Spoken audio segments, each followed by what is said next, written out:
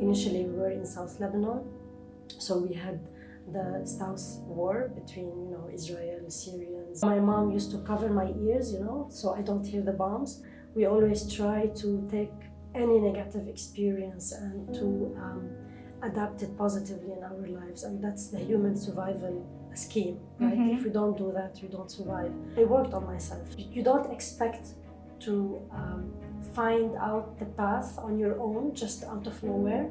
If you don't go, if you don't try, you will never know. So you will always be, stuck in your place and wondering what if. So all these risks that I took, or adventures, they really gave me a lot. Later on in life, when something happens and you're facing a challenge, you will recall those experiences and you will say to yourself, if I was able to handle that thing back then, I am able to handle this one. Hello, Project Ultimate Lifers. Welcome. Today we have my very good friend Paola here, who is going to be talking about her experience living through a few wars in Lebanon, how she got here in Doha, and how she became one of the coolest lawyers I know. So, Paola, how are you? I'm fine, thanks. Good? How are you? Great. Okay, I'm so happy to have you here. Now, let's get right into it. Tell us a little bit about your background and how we've come to this time, space, and reality right now here together.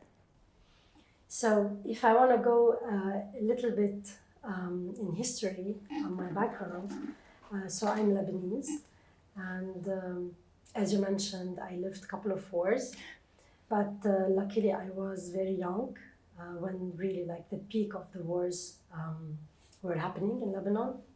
So I was only seeing my parents freaking out, and what I recall is like how my parents were resilient enough, were strong enough to manage to keep us safe through all this.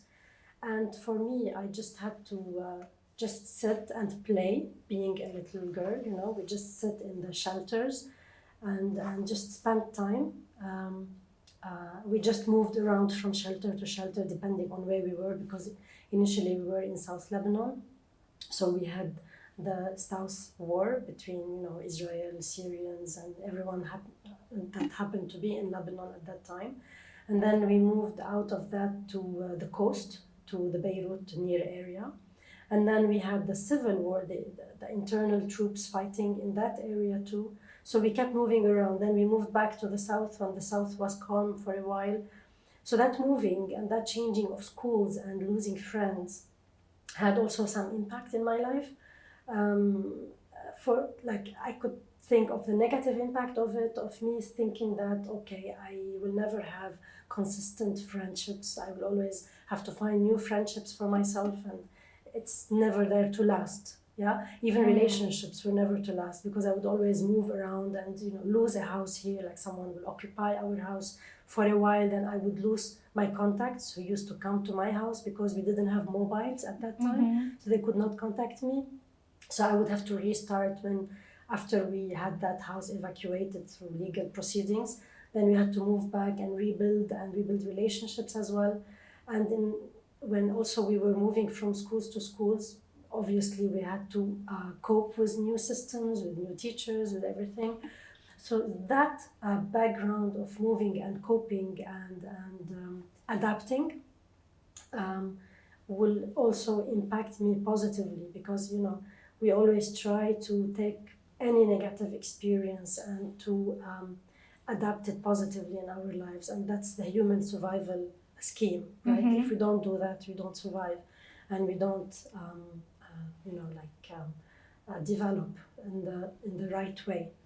So that's part of the childhood background that impacted who I am right now, that adaptation and resilience, and experiencing how the parents should be really so strong, standing by the responsibilities they had, ignoring their needs, their wants.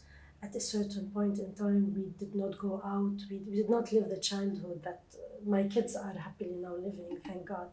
They were not able to provide us with the scholar activities, the after-school activities, or the travels, or the entertainment that children need to thrive. But we were entertaining ourselves when we were in the shelter from the bombs. We would play cards, for example. We would make new friends in the shelter. So that was our survival mode. This is how we survived that phase. Mm-hmm.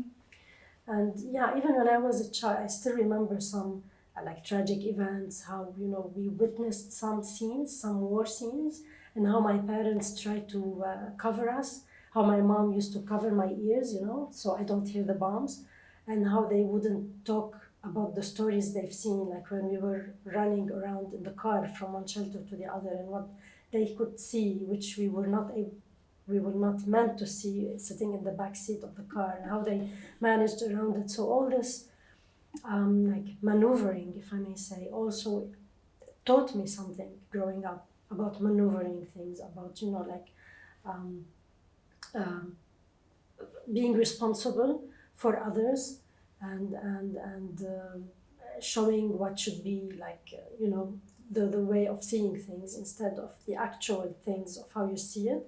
You see it as a tragedy, how otherwise you can like tailor it to see it otherwise. To see, you can't see war as a non-tragedy, that's for sure.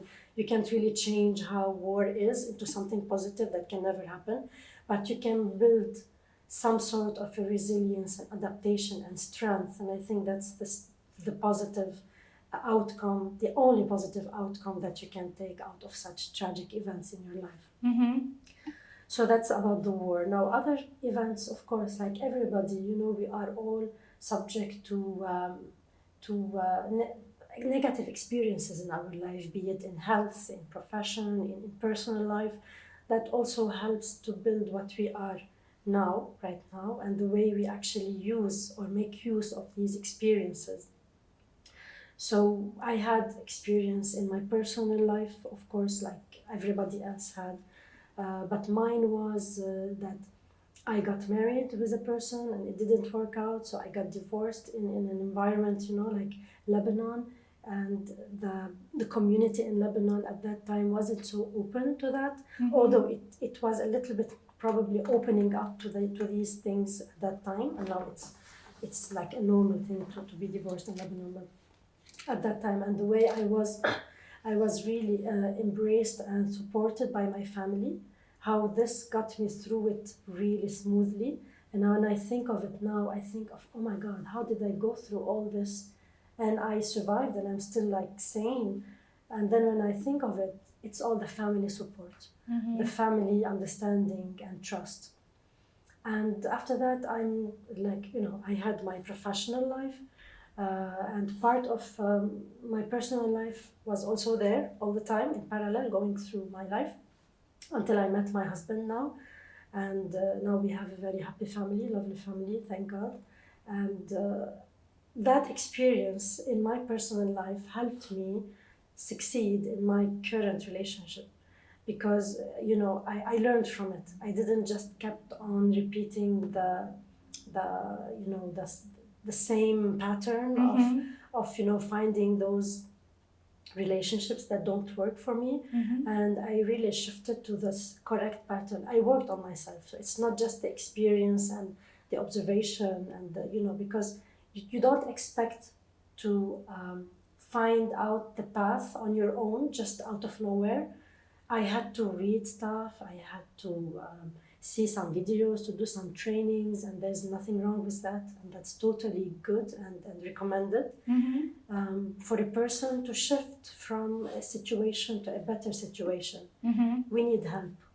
It's like when you go to school to learn math, it's the same. You learn relationships. You study how to be a better person, a more understanding person, to be more a siren, to be like, to love yourself, to really feel that you deserve something better, so that this something better will really come up. And I didn't have that initially. I was always, as I said, in my childhood, I was always prone to, okay, the relationships are not for me, they will pass, they will be bad, you know, I will eventually lose this relationship. But when I worked on it, and I had some trainings, I read some books, then I managed to, you know, like to shift the paradigm and to shift the way I see relationships, the way I see myself first. And through that, you know, phase, I had, of course, so many relationships, so many engagements even, and people who came to my life and changed something in my life. Throughout my life, I had positive impact from people, and I was always praying. So I have a good relationship with God, and that helped me also, and that helps, I think, all the Lebanese, most of the Lebanese. This relationship with God, this spiritual, if I may say, it may be God, it may be something else, but this spiritual side of the life we have is this major support, really, that got me through all this, and that kept me hoping for better. That's Very cool. I spoke too much. No, that's... You're welcome to stop me. I can go No, on it's and great. So I want to go back to, at one point you had talked about kind of like framing. You didn't use that exact language, but this just general idea that like as things are happening to you, right? You have the ability to basically take it and become a victim of your situation, or you have the ability to frame it in a way that's actually favorable and positive to you. We moved around a lot when I was a child also. And I remember all the friends that I had and I lost. And I always, now that you've mentioned this, I recognize that I've actually like lived my life looking for those kind of initial friendships that I had seen in others, that they had this like long-term kind of thing that I have actually never had. And as a result of that, I too have adjusted and now can appreciate like these amazing friendships that kind of come and go and keep repeating itself without like feeling that full loss. But going back to the idea behind this, like the framing, how important, or is there some kind of strategy, or how are you able to take something, I think you were referring at this point to like experiencing a war, like there is nothing good that comes from a war, but you can make this frame. How important is that? And is that a skill? How can somebody sharpen that? Yeah, well, I think from my personal experience, it was already there. It's something in my genes. Maybe throughout my family, maybe when you live so many tragedies, because Lebanon has been through a lot of wars through its history. So maybe people build up this chromosome of resilience and adaptation. So it could be one part of it. Second part, it could be being a positive person, and we are positive in the family. My mom the way she approaches things. Oh, that's okay, that's fine. Oh, why you feel so bad about it? It's like that, and she makes a joke of it. So it's not like she doesn't let me own my feelings. No, but she helps me to get through it quickly. And sometimes it had some negative aspects, because sometimes I would not really feel. I don't really live a tragedy. I don't sit there and procrastinate and think about, my tragic situation. I get over it very quickly. Okay, what's next? Let's get to action. And that's in a way helped me a lot in my life. And the part of it of really like us working on it, like if I go to watch a movie and it's a really silly movie and there's nothing out of it and everyone is complaining and maybe leaving, I stay there and I try to find something positive out of this movie, and there's always something I can find, maybe that the movie didn't intend to show, but I like kind of create, okay, there is this idea I could get, there is this nice idea. I always look for something positive in any situation I'm in. If I'm in a very boring place and I feel to myself, okay, this is not, I'm like, what? I have two options. I can either leave or make a good thing out of it. I always choose the second.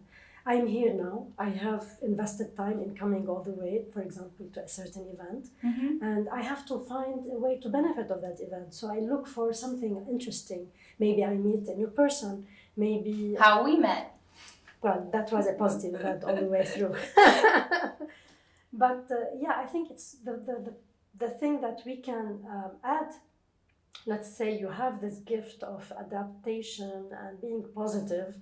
Whether you have it or not, you can always work through it. It's the mindset.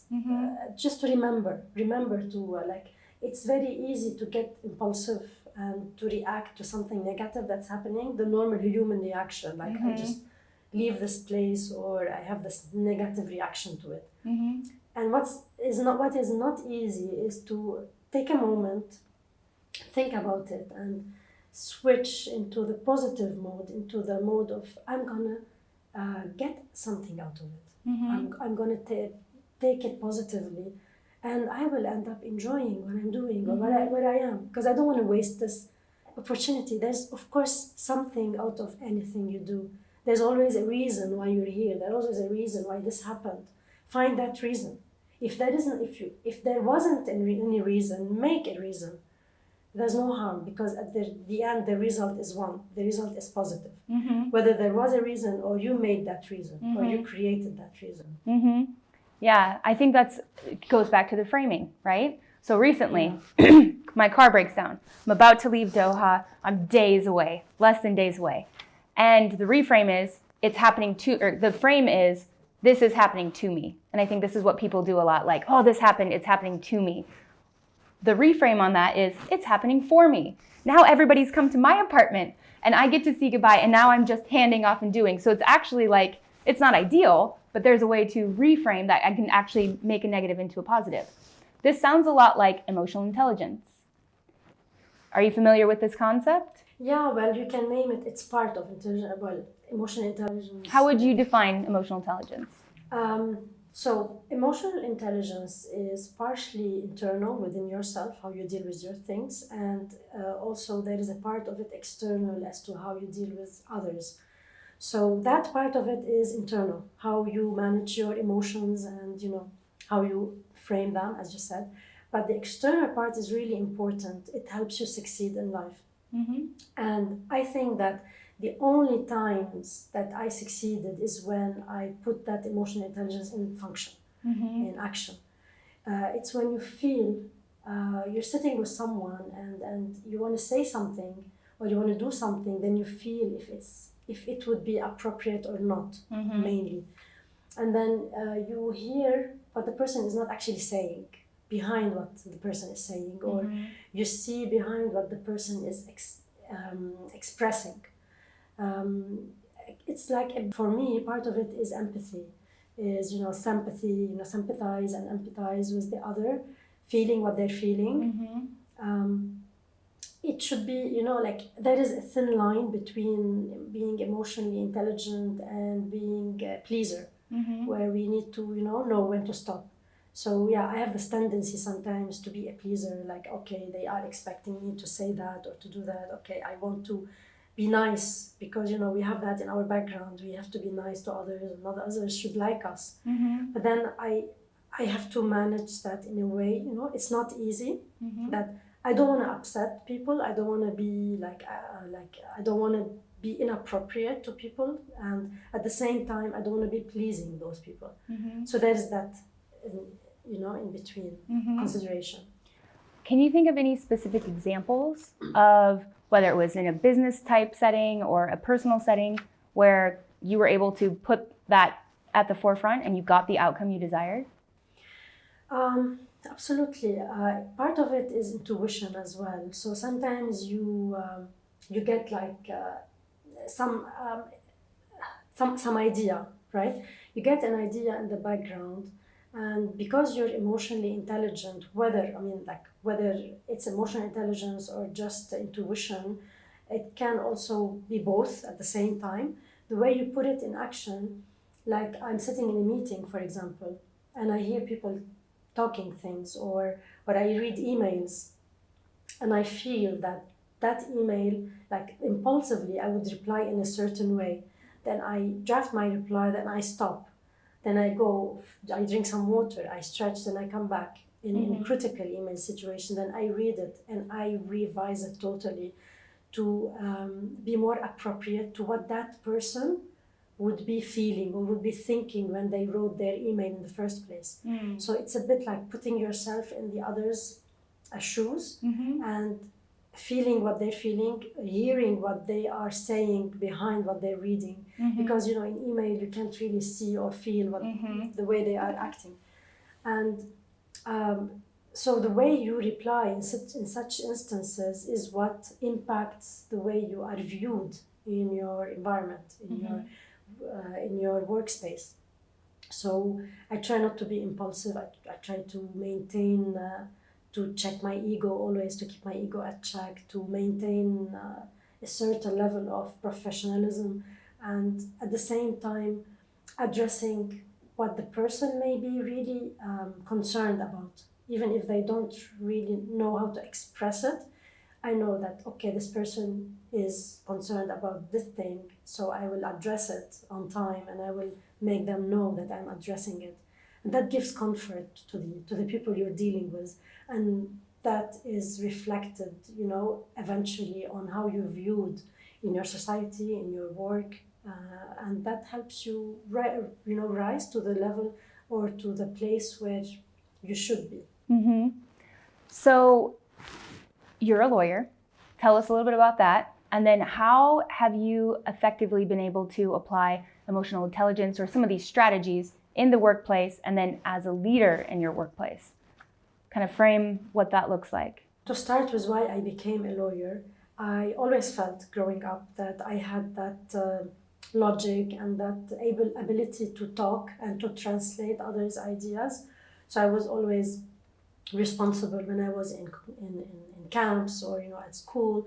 I was always responsible to translate others' concerns or ideas to, let's say, to the management or So I had that skill, and I chose to be a lawyer out of passion. Really, I was never like hesitant between what I will be. It was always lawyer, and even when you become a lawyer in Lebanon, when you obtain the law degree, you have options to go to, become a judge or a notary public or employee or, other many things, diplomat or other things. Mm-hmm.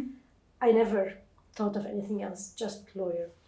And it's hard in Lebanon, you work for free for a couple of years and there is plenty of lawyers there, you have to prove yourself. It's very high competition. Mm-hmm. But I was lucky, I must say, that I was accepted in good law firms, international law firms back in Lebanon that gave me a good exposure and a good experience. I say that luck had to do with it, connections had to do with it, because I was referred by proper people, and hard work. I really worked hard to learn and to prove myself. So you first need the luck, and then the luck will never do on its own. You need to prove yourself after that opportunity. And that's what I did, until I got an opportunity to come to Qatar. And that's where my exposure and my, this new phase of my life began. Mm-hmm. And I think it was really the best move I did professionally, to move to Qatar. Because then I started dealing with a lot of, what I do now, the construction contracts and claims and, everything related to construction. I started with I could even manage a construction project at that time. I would go on the field and wear this safety hat and everything, safety boots. It was so quite amazing, the experience I had here.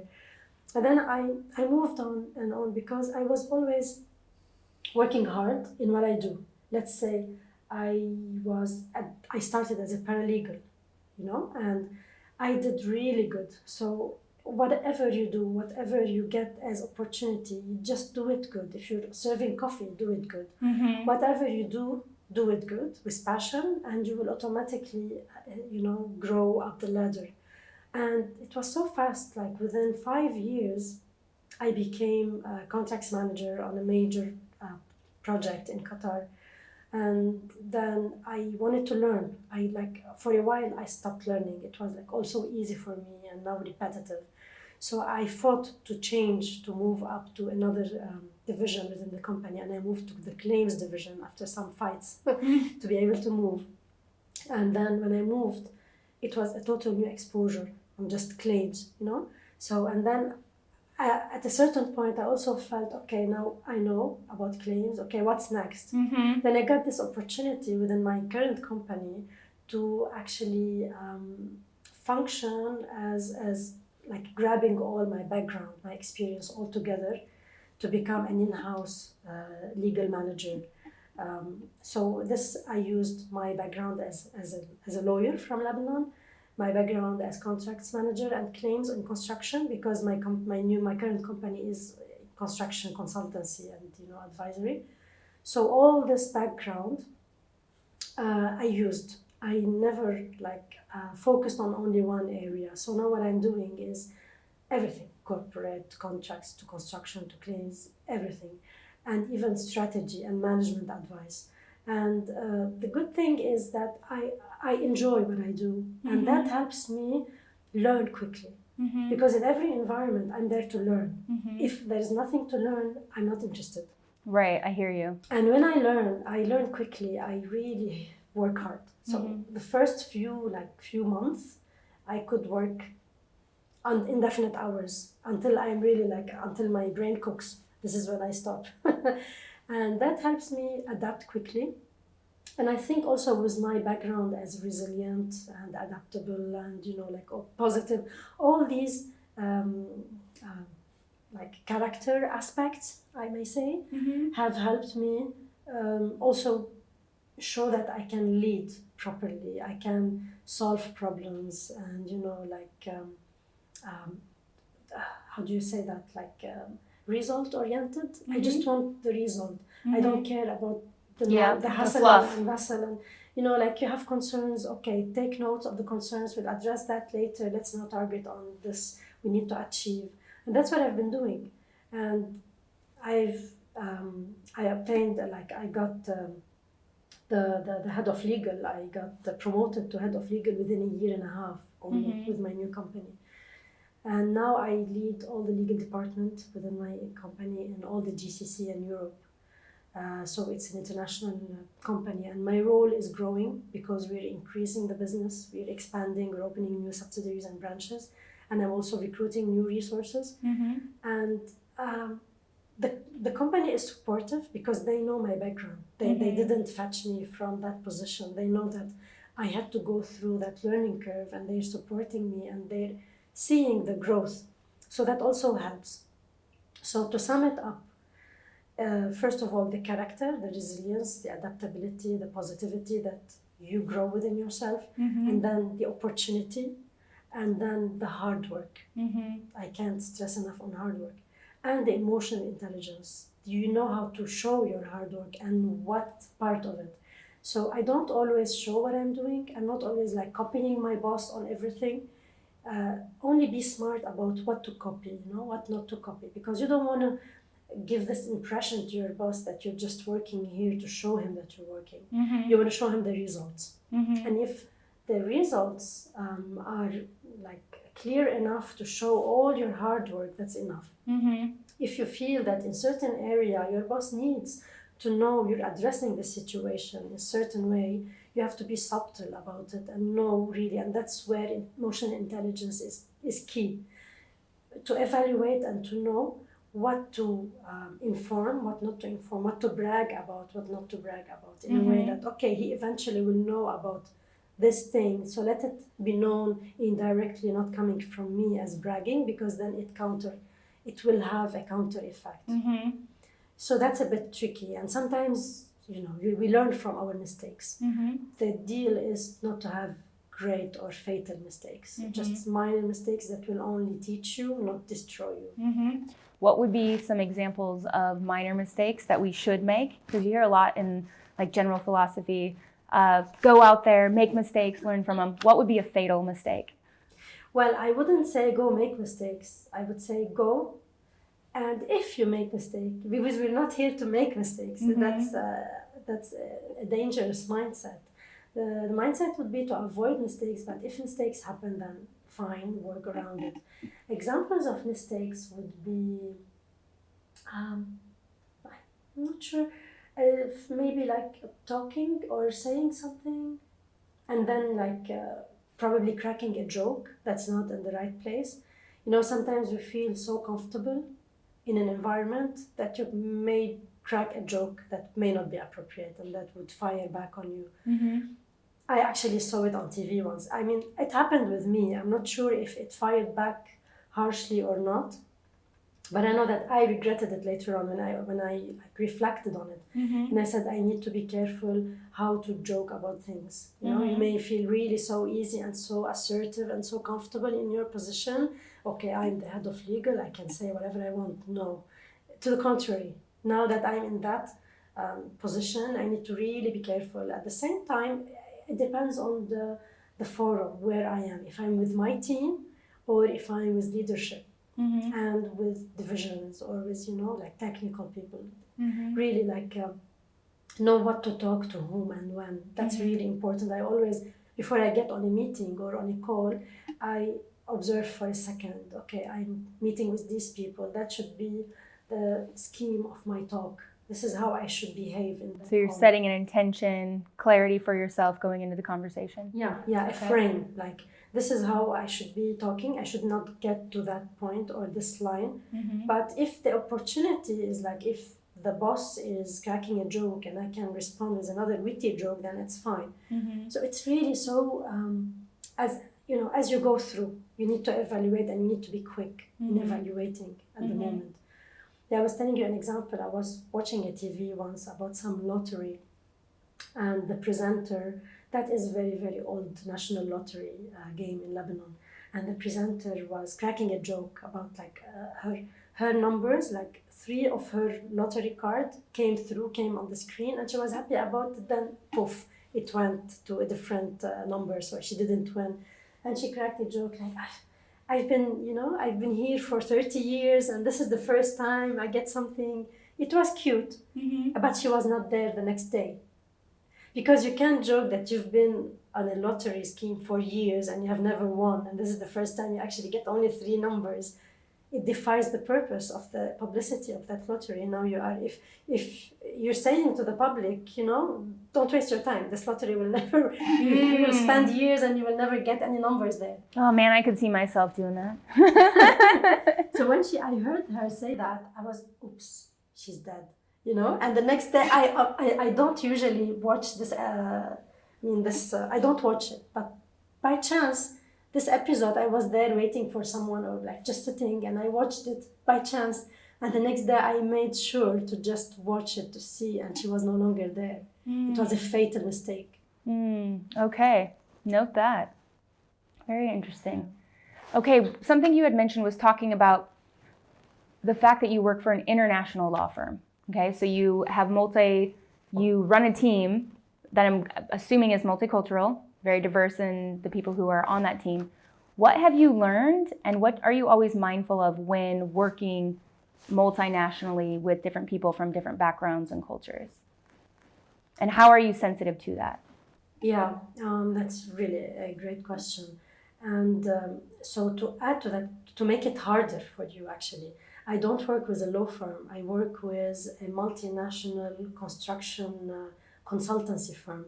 That means I don't just interact with lawyers. Got you. To make it harder, I interact with with engineers, with construction managers, with design leaders, So I work with people who have no idea or no legal background, and I want to transmit a legal idea to them, to convince them of a certain risk, let's say, and that's also a skill. It's easier to transmit your legal idea to a lawyer. He will get you out of the blue. But to really make other technical people understand what you're aiming for, that's a challenge. And that experience, that's what I've been doing since I came to Qatar. It's dealing with all sorts of people. Yeah, because in Qatar, once you are in Qatar, you are automatically in a multinational environment. So you don't expect to work with only one nationality or one background. So that's a given. And being a Lebanese, and I don't know if you know about Lebanon's history, we've been invaded by, you name it. We've been invaded by Turks, Romans, Greeks. I wouldn't say invaded by France, but France was also there for a while. And now we have the American environment, and we're so impacted with American culture. So we have all sorts of cultures that came to our country, and that is positive in my opinion, because that made us learn the languages we know.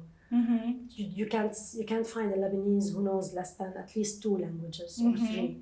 And you're right, actually. Most Lebanese people I know have French, Arabic, English, sometimes even Spanish, Italian, German. Yeah. They like because they like to interact. So for example, when we have a foreigner visiting, when we see someone, a tourist in Lebanon, we are very welcoming, and we are like, okay, come, I'll show you Lebanon, I'll give you tabbouleh and hummus, and you'll try my food. And we take him to our house, we offer him to sleep for free in our home. The mom would cook for that stranger food, We are so open and so welcome to different nationalities, because we are proud, we want to show our culture. Yeah. And at the same time, we want to show understanding, that we understand where you're coming from. We adapt to your concerns. And that made us very adaptable. And, when we are in a multinational environment, we are really like perfect. We can manage different backgrounds, different expectations. And so this came first from that exposure, from that background that gave us this gift. And second, it comes from the mindset of wanting to understand others, of wanting to be a good leader. And in my team, I've got Indians, I've got Egyptians, I've got Lebanese, and I deal with Americans, British, Scottish, also Jordanians, Palestinians. I deal with everyone in terms of my legal team and the other divisions, which I also have to cooperate with. And so it comes automatic. It's instinct. So when I'm dealing with this person, I know that I have to talk this way with this person, and I understand that this is how he speaks. This is normal. This is how he deals with things. And it's not like I don't maintain me. No, this is me. It has become me. I'm natural. I'm normal with this. This is how I deal with people now. And so it's not about just being yourself, even on the expenses of being understanding and being integrate a society. Be yourself, but be smart. And this is part also of emotional intelligence. This is how you cope. Being a leader has a lot of different aspects, which I'm not going to take you there now, but it's for another day. Yeah, it's more than adapting to different nationalities within your team. It's more about how you really put yourself first, not like put yourself in the front, not first. Like there is an issue that happened, okay, you send me your email to me and I will deal with the others based on what you tell me, because I may not have time to look into the details, but I will take his details and I will manage it and tailor it in a way to sort things out and to solve an issue, rather than put him like, okay, you face your own problems, you did this mistake, you deal with it. No, I'm there for them, I support them, and I make sure they are happy. So one has a family, he needs to sometimes leave early for his family. I'm fine as long as he's delivering. And that puts pressure on him, because I'm being so kind and understanding. He needs to keep me happy by delivering. If he doesn't deliver, he knows that I will stop this, flexibility. The same for others, like someone who doesn't have a family, he's happy being in the office. I'm fine with that. He wants to travel, he travels. He can work few days remotely. It's keeping the flexibility between keeping them at ease and happy, at the same time keeping the company happy, because we're delivering. We're a very small division and we're doing a lot for the entire company. Because of that, because I want to adapt to their needs. At the same time, I want to adapt to the company's expectations. So managing these two layers is really important. How would you say you are at risk and risk taking? Calculated risk. Not just because I'm a mom. So it's a different risk mindset when you have family and responsibilities. And at the same time, I am responsible for a whole company. I need to keep the company safe and as much as risk-free as possible. Sometimes business comes with risk. You can't really eliminate risk. So it's keeping that balance. Because if I want to be a purely lawyer, like an external law firm, I would simply give them the advice, this is high risk, don't do it. Or, I wash my hands out of this problem. No, being an in-house lawyer means that I need to flag the risk, but I need to give them a practical solution. Like, guys, this is a high risk. If you do it, you may face this risk, you may face that risk. But if you do this way, you may alleviate this risk here. You may be even able to do this way and hope or pray that this risk will not flag. Like it's a different mindset when you are an in-house. You need to give them solution, not just a piece of paper that they pay you for and they can do nothing with it. So yeah, risk is there in my work, in my life. Well, I don't remember the latest risk I took other than trying new dishes in a restaurant and ending up passing it over to my husband and eating his classical dish instead. The risks I used to take when I was younger, yes, because they came from my family. For example, I traveled. I lived a year in France, in the mountains, in the Alps, just for school, as an intern in school, in secondary school. And it was my first travel ever. And I was too young. I was like 15 years old or something. And my dad was, okay, travel, go there, go experience. We have trust in you. My mom was, my mom's family was, no, if you travel, I'm not your uncle anymore. It had this conflict. My dad was really supportive. He's really prone to risks and he pushes us to life. But at the same time, he's praying in the background. He shows us that he's so strong and like he's pushing us. And my mom is really so strong. And the good thing about her is that she goes along with my dad at a certain point. And she prays in the background, of course, as well. But I ended up experiencing like that risk. I went on my own. It was a risk for me as a teenager. And I came back healthy and sane. Actually, I gained out of that experience a lot for my personality. I also traveled also marrying a foreigner. I married a Czech person. I had nothing to do with Czech culture. I didn't know what they do in their lives and how they live. That was also a risk. And then I traveled a lot on my own, and I took I took their jobs when I traveled to Prague in 2006 on my own. And then the war happened. The next day I traveled. There was the Israeli invasion and they bombed the airport and stuff. So I got stuck outside of Lebanon for 3 months. I had to live. I had to make a living. So I started working as I trained bank staff about legal English. I started teaching them how to write legal notices and legal letters. I just made a living. That was really and that exposure, when I lived that 3 months in Prague, I met a lot of people from different backgrounds. It was also major. It was before I moved to Qatar. And it actually it was an introduction for me. It prepared me to what I'm expecting in Qatar, to meet these new nationalities, which I never met that much nationalities in one span of time before.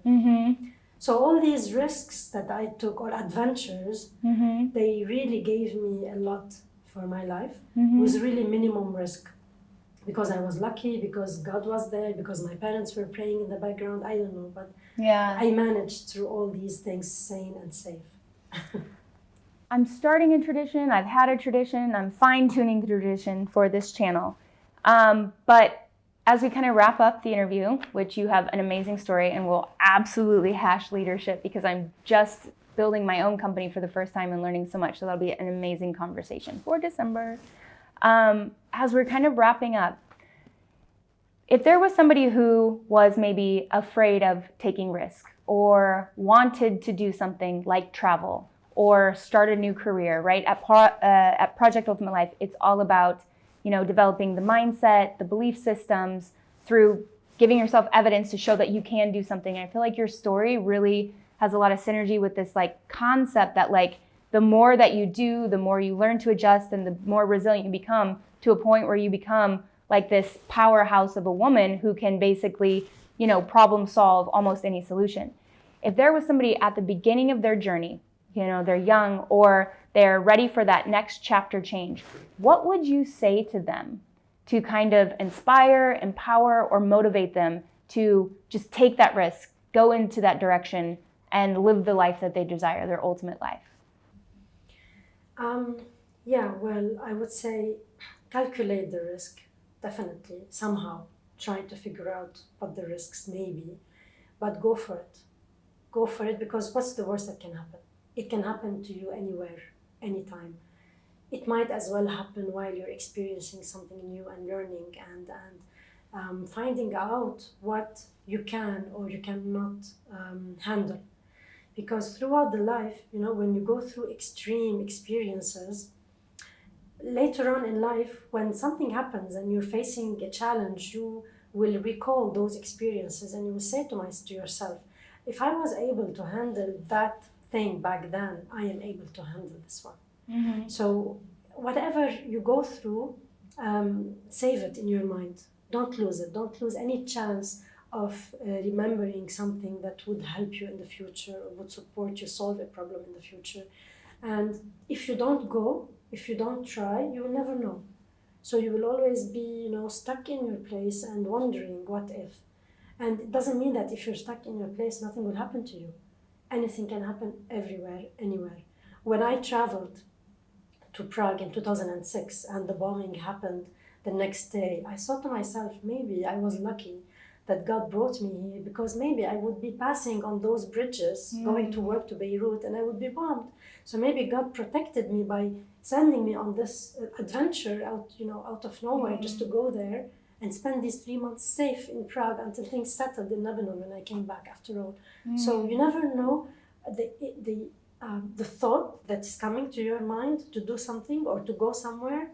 It's aiming for something in your life. There is a reason why you're having this thought. It doesn't come without a reason. Yeah. You will never know if you don't try. I had this exact same experience. I went to Lebanon with my friend and we visited, and I met this guy on the plane who was super cool. We walked around like Markael area, neighborhood where the bombing happened. Markael. Yeah, okay. And he showed the place. He had lost his job or chose to switch his job or something and moved to Canada.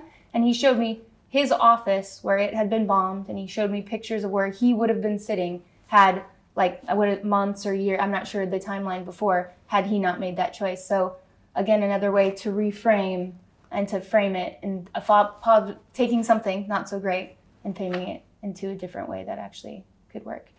Is there anything else you would like to add? If I want to add, I will never finish. So let me stop here. Okay, perfect. All right, well, thank you very much. It's been an absolute pleasure, and we will see you again soon. Amazing talk as always.